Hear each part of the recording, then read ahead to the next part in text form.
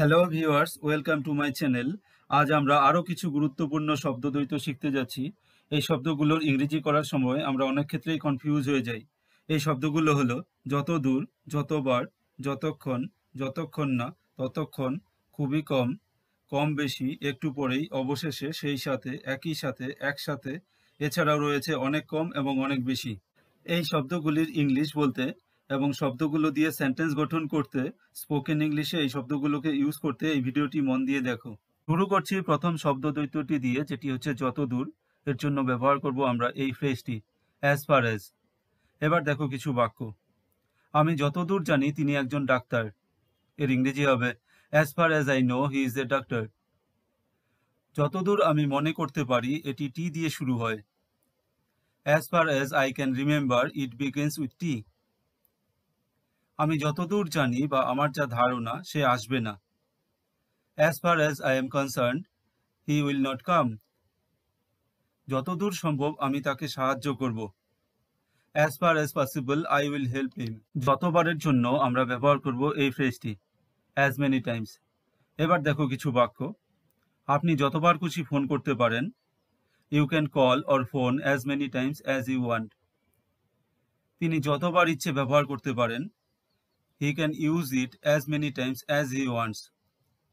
আপনি যতবার খুশি যেতে পারেন। You can go as many times as you want. তারা যতবার চায় ততবার এটি পুনরাবৃত্তি করতে পারে। They may repeat it as many times as they want. 3 নম্বরে রয়েছে যতক্ষণ, আর এর জন্য ব্যবহার করব আমরা এই ফ্রেজটি as long as. আপনি যতক্ষণ চান এখানে বসতে পারেন।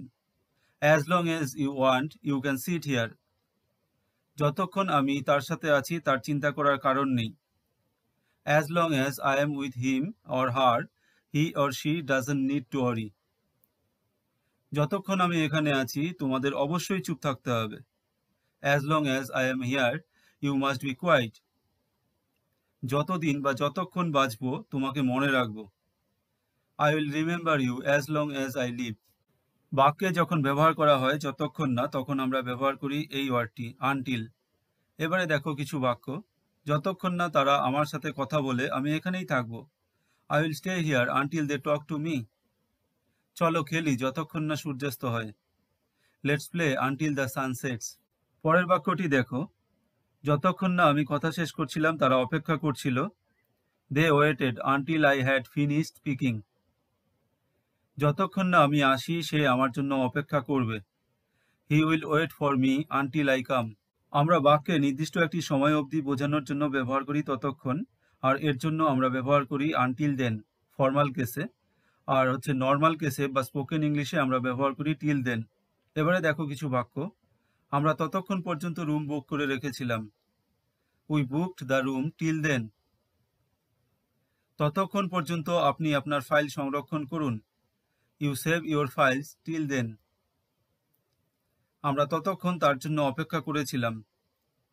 We waited for him till then. ততক্ষণে সে বুঝতে শুরু করেছিল। Till then he began to understand. বাক্যে যখন আমরা বলি অনেক কম, তখন আমরা ব্যবহার করব much less. এবার দেখো এই ধরনের বাক্যগুলো। আমরা এখন আগের তুলনায় অনেক কম খেলি। We play much less now than we used to. এই ধরনের পোশাক সাধারণত অনেক কম বিক্রয় হয়। Such dresses usually sell for much less. আমি যা ভেবেছিলাম তার চেয়ে এর খরচ অনেক কম। এটি ইংরেজিতে হবে It cost much less than I thought. প্রত্যেকের খুব কম ফ্যাট ও চিনি খাওয়া উচিত। Everyone should eat much less fat and sugar. অনেক কমের কম, এর জন্য আমরা ব্যবহার করি খুবই কম। এর জন্য যে ইংরেজি শব্দটি আমরা ব্যবহার করব সেটি হচ্ছে হার্ডলি অথবা রেয়ারলি। এবার দেখো এই ধরনের বাক্যগুলো। তারা খুবই কম আমাকে নির্বাচন করে। They hardly ever select me. সেই তারাগুলো খালি চোখে খুবই কম দেখা যায়। Those stars are hardly visible to the naked eye. প্রায় হয়ই না এমন ক্ষেত্রে আমরা ব্যবহার করি রিয়ারলি এই ওয়ার্ডটিকে, যেমন তার খুবই কম টিভি দেখার সময় আছে। He rarely has time to watch TV. তার মা তাকে খুবই কম বকাঝকা করেছিলেন। His mother had rarely scolded him. বাক্যে যখন থাকে কম বেশি, যেমন আমি কম বেশি গান গাই, আমি কম বেশি মাছ খাই, সেই সব ক্ষেত্রে আমরা ব্যবহার করব more or less. এবার দেখো আরও উদাহরণ। আমি কম বেশি বইটি পড়া শেষ করেছি। I have more or less finished reading the book. এটির ওজন কম বেশি 12 KG. It's weighs 12 KG more or less. তারা কম বেশি একই বয়সী। They are more or less the same age. গল্পটি কম বেশি সত্যি। The story is more or less true. 8 নম্বরে রয়েছে অনেক বেশি, আর এর জন্য আমরা ব্যবহার করব much more.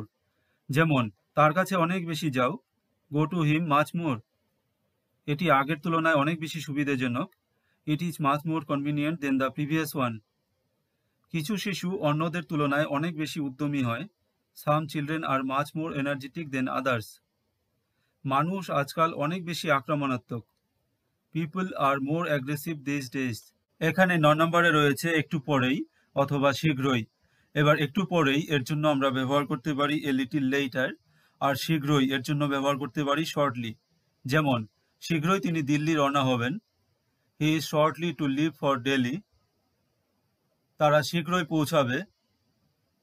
They will arrive shortly. এরপর আরও কিছু বাক্য দেখো। তারা একটু পরেই বিজয়ীদের ঘোষণা করতে যাচ্ছে। They will be announcing the winners a little later. একটু পরেই সে বইটি পড়তে শুরু করেছিল। A little later he began to read the book. 10 নম্বরে রয়েছে অবশেষে, আর এর জন্য আমরা ব্যবহার করতে পারি ফাইনালি বা অ্যাট লাস্ট। এবার দেখো বাক্যগুলো। অবশেষে তারা তাদের ব্যাগগুলো খুঁজে পেয়েছিল। দে ফাইনালি ফাউন্ড দেয়ার ব্যাগস। আমি অবশেষে সমস্যার সমাধান করেছিলাম। I finally solve the problem. অবশেষে বৃষ্টি কমতে শুরু করেছিল। এবার কমতে শুরু করা এর ইংরেজি হচ্ছে ইজ অফ। তাহলে সেন্টেন্সটি হবে at last the rain began to ease off. আমি অবশেষে আমার গল্প শেষ করেছি। I have finished my story at last. 11 নম্বরে রয়েছে সেই সাথে, আর এর জন্য আমরা ব্যবহার করতে পারি অ্যাজ ওয়েল এজ। আবার অ্যাজ ওয়েল এজকে এইভাবে ব্যবহার করা যায় বাক্যে যখন থাকে পাশাপাশি বা সাথে বা এবং। এর ক্ষেত্রেও কিন্তু অ্যাজ ওয়েল এজ ইউজ হয়। এবার দেখো উদাহরণ হিসেবে, একজন শিক্ষককে শিক্ষা দেওয়ার সাথে মানে পাশাপাশি বিনোদন দেওয়া উচিত। আবার সেই সাথে বিনোদন দেওয়া উচিত এমন করেও বলা যেতে পারে। তো এর জন্য এই সেন্টেন্সটি হবে এইভাবে, a teacher should entertain as well as teach. আমাকে গুণমানের সাথে সাথে বা পাশাপাশি বা সেই সাথে পরিমাণ নিয়েও ভাবতে হবে। I have to think about the quality as well as quantity. কৃষিকাজের সেই সাথে বা পাশাপাশি বা সাথে তিনি গৃহস্থলীর পণ্য বিক্রি করেন। As well as farming he sells household products. এই বাক্যটি দেখো, সে আমাকে একটি ডায়েরি এবং একটি গল্পের বই দিয়েছিল। এটি ইংরেজিতে আমরা এভাবে বলতে পারি, she gave me a diary and a story বুক।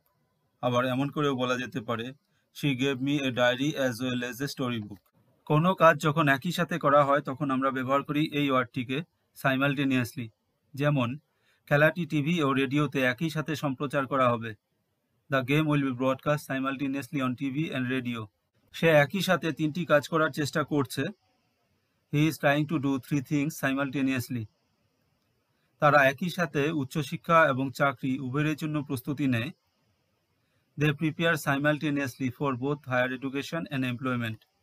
সবশেষে রয়েছে একসাথে, এর জন্য আমরা ব্যবহার করব এই ওয়ার্ডটি টুগেদার। যেমন দই ও চিনি একসাথে মিশিয়ে নিন।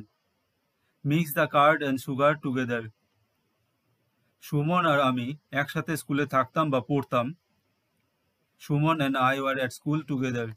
আমার বাবা মা একসাথে স্কুলে যেতেন।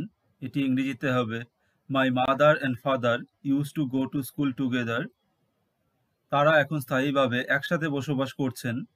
দে are now living together on a permanent basis. এই ধরনের বাক্যগুলোর ক্ষেত্রে আমরা কিন্তু কিছু পার্টিকুলার ওয়ার্ড বা ফ্রেজের কথা বলেছি, তবে কিছু ক্ষেত্রে কিন্তু অন্য ওয়ার্ড বা অন্য কোনো ফ্রেজও ইউজ হতে পারে। তোমরা এই ধরনের ভিডিওগুলো পেতে অবশ্যই এই চ্যানেলটিকে ফলো করো। Thanks for watching. Have a great day.